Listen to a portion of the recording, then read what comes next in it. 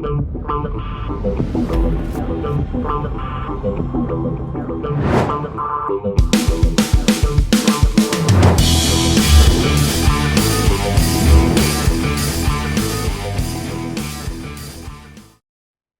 what is up? My fearless networking friend, Todd Falcone here, back with another not so fun conversation. So we're going to have that one today. So this is a killer of network marketing companies.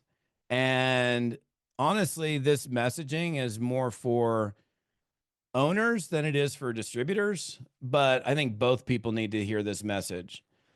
So here's the deal. Let me see how I want to frame this exactly. Okay. So you've got the corporate team that, CEO, CMO, CSO, VP of sales, all the people that run the company, customer service, head of customer service, compliance department, all those people that are making it possible for you to, as an independent distributor, to go out and build a company. This is a collaboration. It's a cooperative relationship. These guys put the deal together.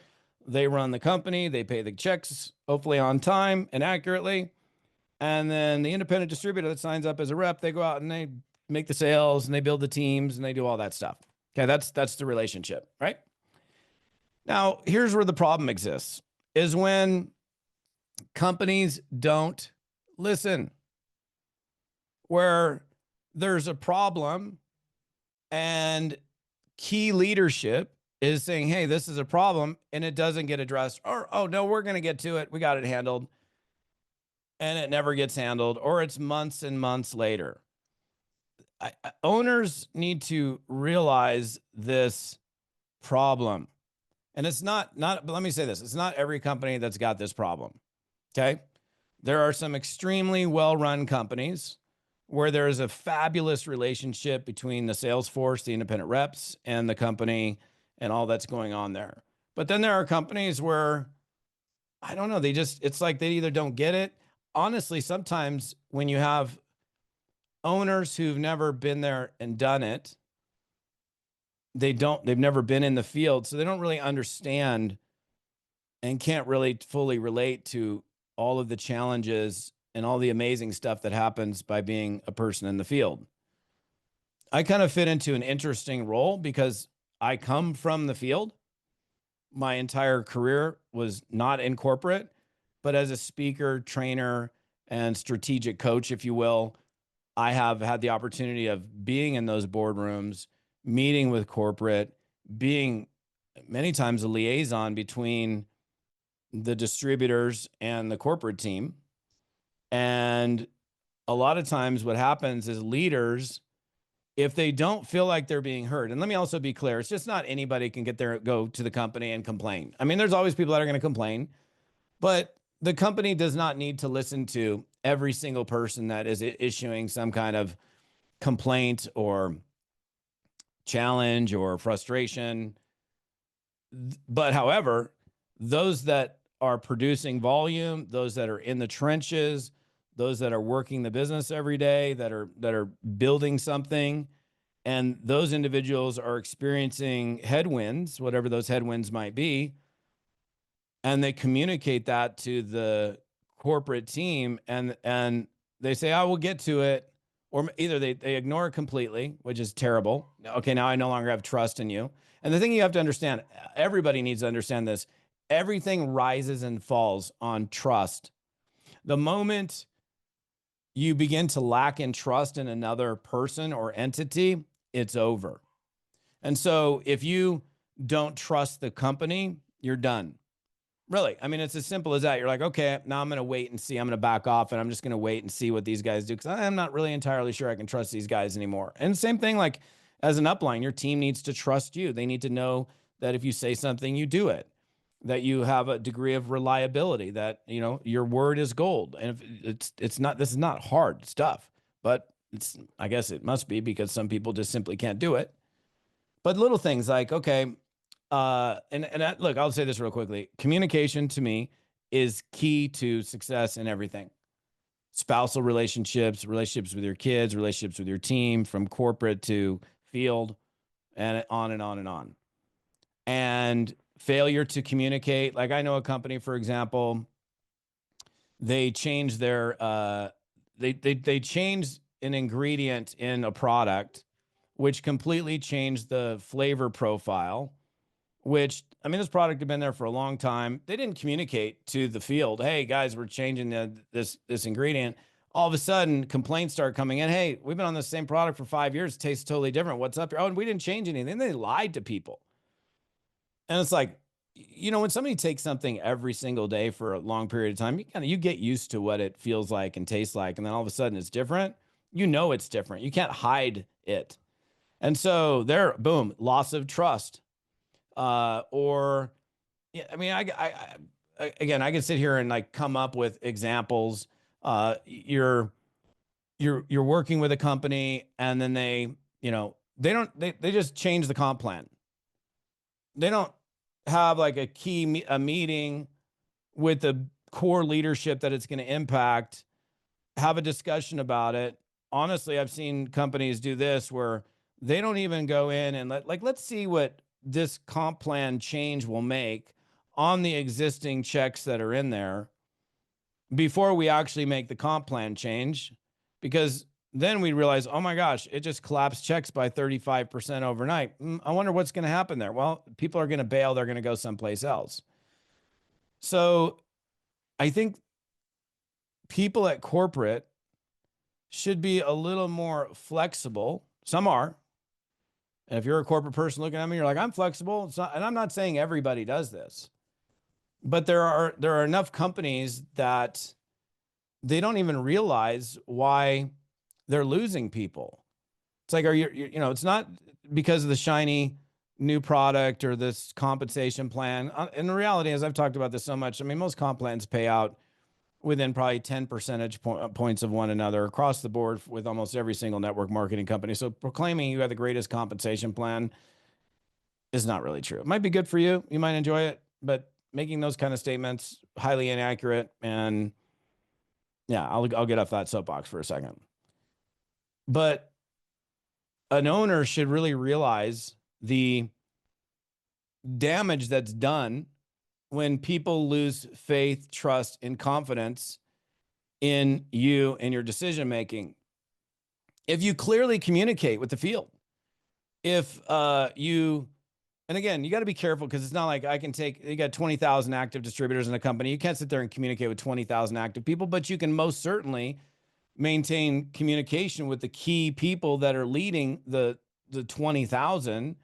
And if I was an owner, and by the way, please don't call me and say, I'm not going to ever own a network marketing company. I have no desire. My role is very clear. I teach and train and educate people in the network marketing profession based on my experience.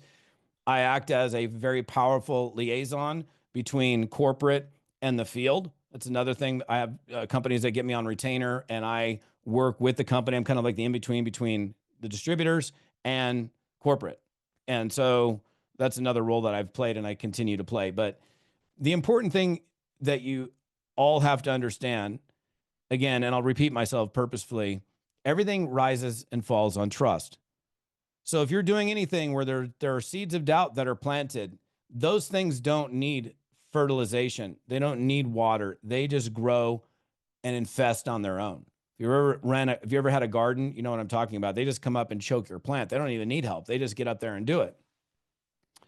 So being a company owner, it would be good, or, whether you're the owner, you're the president, you're the CSO, the CMO, maybe not CTO, but one of those positions, and you're hearing things from the field, you should hear what they're saying. And then the other part, and I literally just saw a text message this morning on this, like there was an announcement done by a network marketing company, hey, that this is going to be done by this time. Stop future casting. Stop making these promises that, hey, we're launching this thing. I get why they do it, maybe get some excitement. But like now, and it's funny because the text I read is like, when are you guys going to get this done?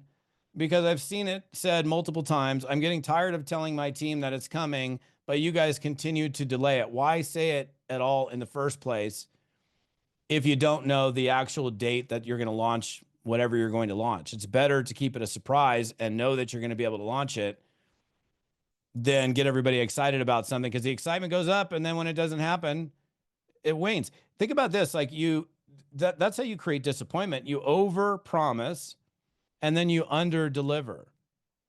Way better, very simple. This is basic, basic company running 101 is under promise and over deliver. Just wow them and surprise them with over delivery of something when they only expected this. But to say this is coming, this is going to be so epic and amazing, and then it doesn't happen, it happens late, it never happens, whatever, then people just go down the tank of getting completely like, oh, I'm just frustrated. And I look, here's the thing, and I said this on a live a couple weeks ago. Like, my wife calls me the network marketing therapist. I don't coin myself that, but the hundreds of conversations that she's overheard over the years of me communicating with owners, with C-suite people, with top distributors, and the stuff that she hears is unreal. And the reason so many people come to me is because I don't kiss and tell. Like, if you and I were to have a conversation, you were sharing something, that you didn't want everybody else to know about, then it stays here. And so I've developed a reputation, which I'll never break, of being somebody that people can come to and say, hey, dude, I'm dealing with this. This is what's going on. What would you recommend? How, can you help me with whatever? So, and it's just fascinating how oftentimes people on the distributor side get frustrated and lose faith when simple communication, accurate, on-time communication between corporate to the field would have made that so it was never an issue, never a problem. And then you're wondering, like, why are we losing people? Why are we losing people? Well, you're losing people because your communication flow sucks. You're either not telling the truth, telling partial truths.